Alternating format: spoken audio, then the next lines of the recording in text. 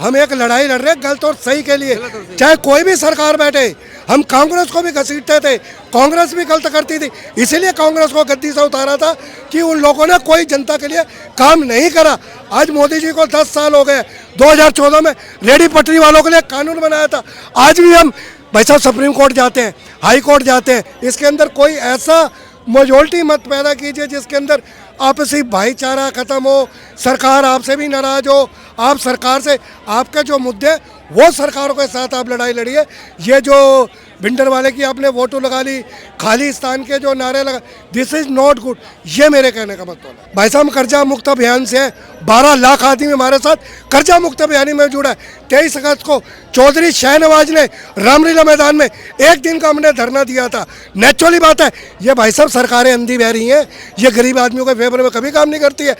अडानी लेके बाहर भाग गए, अंबानी लेके बैठे हुए हैं, विजय माल्या भाग गया।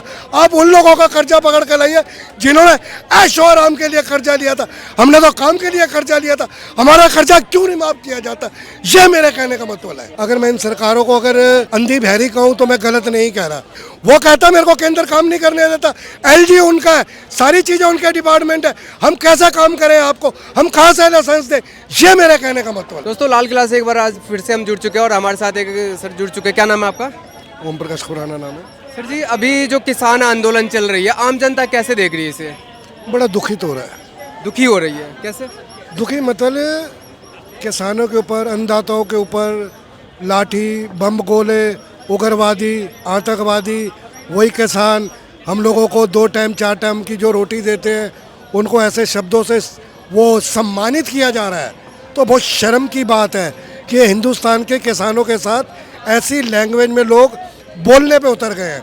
अगर कोई आज अपने हक के लिए लड़ाई लड़ता है तो उसको उग्रवादी, आतंकवादी, पाकिस्तानी कहा जाता है। सर एक चीज़ थी कि जो किसान है, गवर्नमेंट कह रही है कि आप बाय ट्रेन बाय बस आइए, आप ट्रैक्टर ट्रॉली और बाकी चीज़ें लेके मत आइए, तो इसमें फिर दिक्कत क्या है? नहीं, उनको ट्रैक्टरों से क्या दिक्कत है? क्योंकि ट्रैक्टर ट्रॉली पिछली बार पुलिस वाले के ऊपर चलाए गए थे और जो लाल किला पे जो तिरंगे झंडे का अपमान हुई थी वो सब पूरे देश ने देखा था और बड़े शर्म की बात थी वो क्षण की कि हमारे तिरंगे को कोई और देश के आदमी तो छोड़िए, अपने देश के मतलब कोई अपना खून कर रहा है हमें, तो बहुत ही ज़्यादा दर्द होता है सर। तो ये काम किसका है? ये हमारी सिक्योरिटी का काम है ना, रोकना या ऐसे उसका नाम क्या झंडा फहरा दिया। अगर एक हिंदुस्तान के अंदर हिंदुस्तानी झंडा फहरा देगा तो आप लोगों की सिक्योरिटी क्या कर रही थी? चाय पी रही थी, आंखें बंद थी, है? वही चीज़ इस बार भी इनपुट मिल गया पहले ही गवर्नमेंट को कि वो लोग ऐसी तैयारी करके आने वाले हैं कि पिछली बार की तरह उससे ज़्यादा दंगा होने वाला है। तो इसीलिए अगर वो तैयारी करके अगर सिंधु बॉर्डर पे कह रहे, गवर्नमेंट कह रही है कि हमने इसीलिए सिंधु बॉर्डर पे इतना टाइट सिक्योरिटी और बाकी पूरे बॉर्डर सील कर रखे हैं, तो इसमें दिक्कत क्या आ रही है? देखिए, ये ना एक लॉजिकल आपको पॉइंट बताऊं। अगर आप किसी मॉल में जाते हैं तो आपका पूरा शरीर चेक करा जाता है, ठीक है? हमारे पास इतनी फोर्स है, कितने किसान होंगे? 2000, 5000, 10,000, 50,000, कितने आदमी हो जाएंगे? आपके पास इतनी फोर्स है, बाकायदा उनको चेक करके आप इन दिल्ली में एंट्री करिए। जो उसका नाम क्या, किसानों की जनसंख्या आप संभाल सकते हैं। ये मत कहिए कि उसका नाम क्या, वो ट्रैक्टर लेके आ रहे हैं जी, वो पाकिस्तानी है, वो किसान नहीं, उग्रवादी है। तो ऐसी लैंग्वेज बोलना हर आदमी के लिए शोभा नहीं देती। जी एक चीज़ और, जो आप कह रहे हैं कि आने के लिए चेकिंग, वो गवर्नमेंट तो चेकिंग की तो बात भी नहीं कर रही है। गवर्नमेंट कह रही है कि आप सीधा बाई ट्रेन का रूट तो जाम नहीं है, बाई ट्रेन तो किसान अंदर आ सकते हैं ना, पंजाब और दिल्ली का ट्रेन रूट और बस रूट तो चालू है, तो बाई ट्रेन क्यों नहीं किसान आ रहे हैं यहाँ पे? देखिए, हर कोई आदमी आज की डेट के अंदर अपनी सुविधा से आता है जी। अब उसको आप दूसरे एलिगेशन में लगा देंगे, प्रदर्शनकारी हैं जी, ट्रैक्टर नहीं लेके। ये भाई साहब करोड़ों लाखों गाड़ियाँ चल रही हैं, ये भी तो हिंदुस्तान में गाड़ियाँ चल रही है। वो एक दिन के लिए आएंगे या 2 दिन के लिए ज़्यादा प्रदर्शन करेंगे, तो आपको कोई उसके ऊपर ऑब्जेक्शन नहीं होना चाहिए। ये मेरे कहने का मतलब है। नहीं, जैसे अभी आपने बताया, से पूरी जनता कह रही है कि जब तिरंगे का अपमान हुआ तो उस टाइम हमारे इनपुट जो इंटेलिजेंट थी वो क्या कर रही थी। इस बार उसे इनपुट पहले से मिल चुकी है कि इस बार फिर से कोई दिक्कत ऐसी गतिविधि होगी, तो इसीलिए वो आने से मना कर रहे हैं कि ट्रैक्टर लेके मत आइए। आप अगर रामलीला मैदान पे, और सुप्रीम कोर्ट भी ये कह रही है कि आप अगर रामलीला मैदान पे जा रहे हैं प्रोटेस्ट करने, हर किसी का अपना अधिकार है, प्रोटेस्ट कर सकता है और मांग गवर्नमेंट से, हर कोई गवर्नमेंट से ही तो मांगेगा, पाकिस्तान से तो मांग नहीं कर सकता, गवर्नमेंट से मांगना है।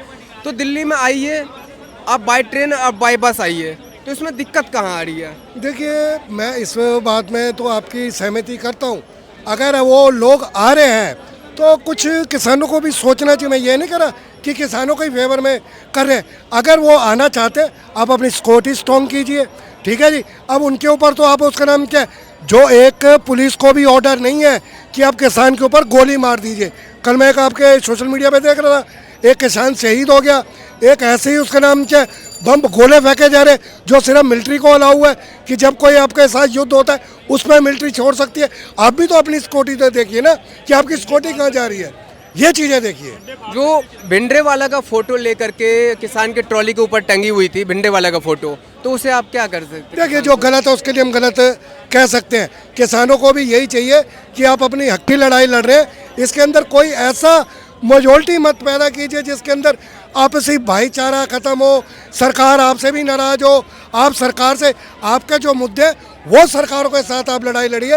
ये जो भिंडर वाले की आपने वोटो लगा ली, खालिस्तान के जो नारे लगा, दिस इज नॉट गुड, ये मेरे कहने का मतलब है। क्योंकि देखिए जहाँ पे किसानों की बात है, पूरा देश हम किसान के साथ खड़े होते हैं, और जो किसान का कर्जा माफ़ होने का है, माफ़ होनी चाहिए सर, लेकिन किसानों की जो मांग है कि हमारे पूरे देश में जितने भी किसान हैं उनकी कर्जा माफ़ हो, तो उसमें ऐसे भी किसान आ रहे हैं, ऐसे भी किसान हैं जिनके कर्जा, उन्होंने कर्जा तो लिया लेकिन कर्जा लेके करोड़ों की गाड़ी ले लिया और अपने बच्चे को विदेश भेज दिया पढ़ाई करने के लिए, तो क्या उनका कर्जा माफ़ करना जायज़ है? सर इतना 140 करोड़ बंदों का है, अगर आपके पास कर्जा होगा, लॉजिकल के लिए लिया होगा ना आपने कर्जा, या आपने आयाशी के लिए लिया, आयाशियों के लिए कर्जा नहीं लिया जाते। अगर आप जेन्युइन आदमी, हम भी कर जेन्युइन ही कर्जा, भाई साहब कर्जा मुक्त अभियान से 12 लाख आदमी हमारे साथ कर्जा मुक्त अभियान में जुड़ा है। 23 अगस्त को चौधरी शाहनवाज ने रामलीला मैदान में एक दिन का हमने धरना दिया था। नेचुरली बात है, ये भाई साहब सरकारें अंधी बहरी हैं, ये गरीब आदमियों के फेवर में कभी काम नहीं करती है। एन चंद्रा जीटीवी का मालिक लाखों करोड़ों रुपए का कर्जा माफ कर दिया। 5,000 करोड़ रुपए का एक गरीब आदमी के ऊपर 1 लाख रुपए का बैंक का कर्जा होता है, उसकी औरतों के साथ बदतमीजी, उसके बच्चों के साथ बदतमीजी। तो मेरा कहने का मतलब है भाई साहब सरकारों के भी आंख और कान खुलने चाहिए, ये मेरे कहने का मतलब है। जिसका छोटा कर्जा है और जो छोटे किसान, जो जिन्होंने किसानी एक्चुअली में किसानी के लिए कर्जा लिया है उनका, और बाकी जो छोटे मोटे जो जैसे गरीब लोग हैं उनका कर्जा माफ़ होना जायज़ है, ठीक है, लेकिन जिनके पास करोड़ों की गाड़ी है उनकी कर्जा माफ़ होना जायज़ नहीं। जैसे आपने ही बताया, मैं आपको कह रहा हूँ, ये तो आप कह रहे हो चलो गाड़ी का मुद्दा है, जीटीवी के मालिक हैं जी, उनके पास करोड़ों की गाड़ी है, करोड़ों रुपए की। भाई साहब मुझे तो लग रहा है उनके पास कौन सी ऐसे आश्वासन, मोदी जी ने उनको क्यों कर्जा माफ कर दिया? वो उनके सांसद हैं यार, वो बीजेपी में शामिल है। अगर गरीब आदमी अपने एक, भाई साहब 12 लाख फाइलें हम प्रधानमंत्री जी के यहाँ कर्जा मुक्त की दे चुके हैं, वो कहते हैं आपका कर्जा तो नहीं मुक्त हो सकता सर। हम तो अडानी के लिए जिंदा है, अंबानी के लिए जिंदा है, एन चंद्रा के लिए जिंदा है, इनके कर्जे माफ़ कर सकते हैं, बाहर से कर्जा ला के उनके कर्जे माफ़ कर सकते हैं, ये मेरे कहने का मतलब। ये कर्जा माफ़ हुई थी या राइट ऑफ हुआ था? अब देखिए राइट ऑफ वो माफ हुआ, बात तो है कि अगर आज मैं व्यापारी हूँ, भाई साहब कोरोना के अंदर 50 लाख रुपए का नुकसान हुआ हमारा, दुकानों का, दुकानें बंद रही, हमने किराया भी दिया, सेल नुकसान हुआ। आज हम अगर आवाज़ उठा रहे मोदी जी हमने तो ये कर्जा यहीं पे भुगता है, अडानी लेके बाहर भाग गए, अंबानी लेके बैठे हुए हैं, विजय माल्या भाग गया, आप उन लोगों का कर्जा पकड़ कर लाइए जिन्होंने ऐशो आराम के लिए कर्जा लिया था। हमने तो काम के लिए कर्जा लिया था, हमारा कर्जा क्यों नहीं माफ किया जाता? ये मेरे कहने का मतलब है जी। तो आप मतलब ये जो किसान आंदोलन को आप किस नज़रिए से देख रहे हैं? देखिए अब हर चीज़ के ना दो पहलू होते हैं, हर आदमी में हर उसकी चीज़ के अंदर कोई ना कोई ऐसे जो तबके के आदमी होते हैं पूरे चीज़ को ख़राब कर देते हैं। मेरा कहने का मतलब है एक मछली पूरा तालाब को गंदा कर दे, अगर उसके अंदर कोई नेचुरली किसान है तो उसके अंदर शरारती ताब के भी लोग होते हैं, जैसे खालिस्तानी घुस गए और जो बेरोजगारी वाले आदमी उठ गए, जिनके पास काम धंधा नहीं है वो भी अपना नारा लगा रहे, हाँ जी हम तो पाकिस्तानी है, खालिस्तान है। तो ये एलिगेशन भी गलत है, इसमें सरकार को बैठना चाहिए, बैठ के समझौता करने चाहिए, ये मेरा कहना। समझौता तो हो ही रही है, 5 राउंड की वार्ता हो चुकी है और अभी मतलब बातचीत चल ही रही है। अभी गवर्नमेंट कह रही है कि हम फिर भी बातचीत करके ही मसले का हल निकालेंगे। देखिए ऐसा है, पीछे भी 700 आदमी मर गया था। अगर मैं इन सरकारों को अगर अंधी बहरी कहूँ तो मैं गलत नहीं कह रहा। आप जब तक, मुझे नहीं लग रहा कि ये 500-700 आदमी नहीं मरेगा जब तक यह समझौता इनका फिर गवर्नमेंट का नहीं होगा। अगर पीछे मोदी जी ने जब कानून वापसी लेना था तो आपको किसानों को उसी टाइम समझौता कर लेना चाहिए, 1 दिन 2 दिन 3 दिन। आप भी इंतजार करते हैं कि 500-700 किसान और मर जाए, उसके बाद हम कानून वापसी ले लेंगे। ये मेरे कहने का मतलब है। मुझे ना आप लोगों की मीडिया से भी शिकायत बहुत है जी। मीडिया क्या दिखाती है भाई, 2024 का इलेक्शन आ गया, नरेंद्र मोदी जी बनेंगे, राहुल गांधी बने। आपको भी ना एक गरम मसाला चाहिए मीडिया को भी, वो बेसिक मुद्दे कभी नहीं उठाती है। अभी हम लोग रेडी पटरी से भी आते हैं, हम कार्यकर्ता भी रेडी पटरी के भी कार्यकर्ता हैं। अभी लाजपत नगर में जस्ट हफ्ता एक पहले 500 घर उजाड़ दिए, एमसीडी ने 500 घर उजाड़ दिए रेडी पटरी वालों को। वो कहते हैं आप रेडी पटरी नहीं लगा सकते। मैं मोदी सरकार से कहना चाहता हूँ, आपके अमित शाह जी से कहना चाहता हूँ, एमसीडी किन के अंदर में है? एमसीडी आते तो केंद्र के अंदर ही है। अब जो इलेक्शन जीते हैं केजरीवाल के अंडर में आते हैं। अभी फिलहाल केजरीवाल जी का केजरीवाल जी कहते केंद्र काम ही नहीं करने देती जी, एलजी मेरे को काम ही नहीं करने देता। हम तो रेडी पटरी वालों को लाइसेंस देना चाहते हैं, वो कहते हैं उसका नाम हम केंद्र काम नहीं करने देती। अगर लाइसेंस देना चाह रहे हैं तो आप पटरी वाले को उजाड़ रहे हैं, तो कैसे लाइसेंस मिलेगा? लाइसेंस भाई साहब हमारा हक है, मूल्य हक है। और मोदी जी 2014 में रेडी पटरी वालों के लिए कानून लेके आए थे कि इन लोगों को काम करना चाहिए, निर्भर होकर काम करना चाहिए। इधर तो अमित शाह जी कहते हैं आप पकौड़ा तलो, उसका भी रोजगार है, मगर हमें पुलिस काम नहीं करने देती, प्रशासन काम नहीं करने देता। तो एमसीडी अभी केजरीवाल के अंदर है, तो वो उसमें मोदी का तो हाथ नहीं है, एक चीज पहली बात। और देखिए जो केंद्र के अंडर में है, ऐसे तो केजरीवाल के अंडर में एनडीएमसी का एरिया भी आता है, सरोई नगर मार्केट भी आती है। ये जो राज्य होते हैं, ये जो ऊपर के लेवल पे आते हैं, ये केंद्र के अंडर में है। केंद्र सरकार में आपको बता रहा हूँ, केंद्र सरकार आपको भी पता होगा, केंद्र सरकार स्टेट गवर्नमेंट को और स्टेट गवर्नमेंट एमसीडी को फंडिंग करती है, जो भी फंड होता है, ठीक है ना, संभालते हैं जी। तो हम लोग ना हम सर किसी सरकार से एलर्जी नहीं है, हमें अमित शाह से एलर्जी नहीं है, नरेंद्र मोदी जी से एलर्जी नहीं है। तो शिकायत आप गलत गवर्नमेंट से कर रहे हैं, आपकी शिकायत है केजरीवाल? शिकायत भाई साहब केजरीवाल के पास लेके जाते हैं, वो कहता है मेरे को केंद्र काम नहीं करने देता, एलजी उनका है, सारी चीजें उनके डिपार्टमेंट है, हम कैसे काम करें, आपको हम कहाँ से लाइसेंस दें, ये मेरे कहने का मतलब है। केजरीवाल के अभी जहाँ तक जनता की सवाल है, जनता तो भरोसा ही नहीं कर रहे उनके बातों पे। हर बार वो शुरू से लेके एक ही बात कह रहे हैं कि मुझे काम ही नहीं करने दिया जा रहा है। सर इतना छोटा बच्चा तो नहीं हो कि आपको पकड़ के रखा हुआ है काम करने? नहीं, देखिए इसके अंदर देखो कोई हमको काफ़ी विरोध करे, केजरीवाल के विरोधी करा है, काफ़ी भ्रष्टाचार इन्होंने करे हैं दिल्ली में। जब से आए हैं, जब अन्ना हजारी के साथ आए तो हमने समर्थन भी करा था, मगर कई एलिगेशन लगाना भी सही होते कि अगर कोई काम नहीं करने दे रहा है तो ये भी नेचुरली बात है। अगर कोई फैन एलजी के पास जाती है, बिगड़ एलजी के फैन के बिना वो कुछ नहीं कर सकते। अब यही लगा लीजिए, अभी कल परसों हाई कोर्ट के ऑर्डर हुए हैं जी दुकानदारों के लिए। हाई कोर्ट ने ऑर्डर करे सरोई नगर मार्केट में कि आप दुकान के बाद एक भी अक्रोचमेंट करेंगे आपकी दुकानें सील कर देंगे। कोई हाई कोर्ट के ऑर्डर की कोई मायना नहीं है, सब कहते हैं कुछ नहीं, हाई कोर्ट और ना सुप्रीम कोर्ट। ये मेरे कहने का मतलब। आप कह रहे हैं कि जो एलजी काम नहीं करने दे रहा है। मैं आपको एक सिंपल सा एक अभी हाल ही में आपको भी पता होगा जो आया है कि जो मोहल्ला क्लिनिक है उसके जांच रिपोर्ट के लिए केजरीवाल ने कहा कि मुझे और भी फंड की ज़रूरत है। इसमें एलजी के पास गया था फाइल पास करने के लिए कि जो ब्लड टेस्ट वगैरह और जांच वगैरह होती है तो हम प्राइवेट से करवा रहे हैं, उसके लिए फ़ंड हमें कम पड़ रही है। तो गवर्नमेंट ने कहा, एलजी ने कहा ठीक है जी दे।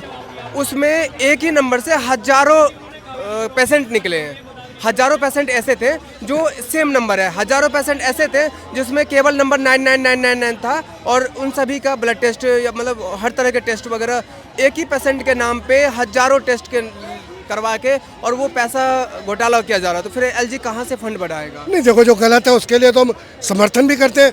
मैं आपके चैनल पे कह रहा हूँ भाई साहब, हम ना लड़ाई एक पार्टी और उसके लिए नहीं लड़ रहे, हम एक लड़ाई लड़ रहे हैं गलत और सही के लिए। चाहे कोई भी सरकार बैठे, हम कांग्रेस को भी घसीटते थे, कांग्रेस भी गलत करती थी, इसीलिए कांग्रेस को गद्दी से उतारा था कि उन लोगों ने कोई जनता के लिए काम नहीं करा। आज मोदी जी को 10 साल हो गए, 2014 में रेडी पटरी वालों के लिए कानून बनाया था। आज भी हम भाई साहब सुप्रीम कोर्ट जाते हैं, हाई कोर्ट जाते हैं, हमें हाई कोर्ट जवाब देता है भाई साहब वोट किसको डाला था, सुप्रीम कोर्ट को या मोदी जी को? ये जो रोजगार देने का हक है ये सरकारों का है, सुप्रीम कोर्ट हाई कोर्ट का हक नहीं है।